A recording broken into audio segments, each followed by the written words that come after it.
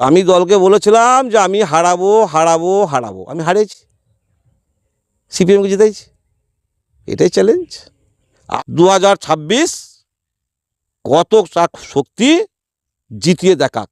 যেদিন দেখবো দল থেকে আমাকে সরিয়ে দিয়েছে পঞ্চসভাপতি পদ থেকে, সেদিন থেকে আমি হুঙ্কার দিয়ে বলছি 2026 নির্বাচনে গলসির 2 নম্বর ব্লক কার কত দম আছে, কে হালি নেতা আছে, একবার জিতিয়ে দেখাক। 24 নির্বাচনে একটা ব্লক সভাপতি ছিল, সে আমাদের এজেন্ট ফর্ম দেয় নাই। তো আমি দলকে বলেছিলাম যে আমি হারাবো হারাবো হারাবো, আমি হারিয়েছি, সিপিএমকে জিতাইছি, এটাই চ্যালেঞ্জ।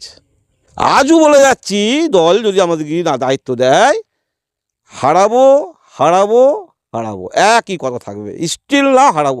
কারণ দলটা আমরা করি মানুষের সঙ্গে, মানুষের সাথে, নিজের পয়সা খরচা করে অক্লান্ত পরিশ্রম করে মানুষের পাশে থাকি।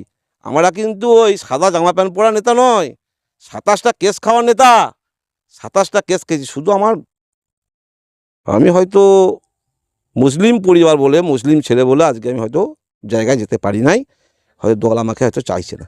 আমি জীবনে হারি নাই।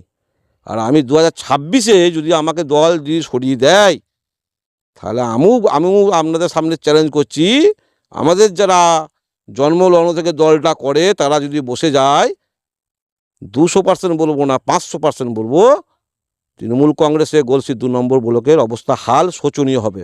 এই কথাটা সংবাদ মাধ্যমের সামনেই বলছি। আপনি বলছেন আপনি তৃণমূলের অঞ্চল সভাপতি, আপনি বলছেন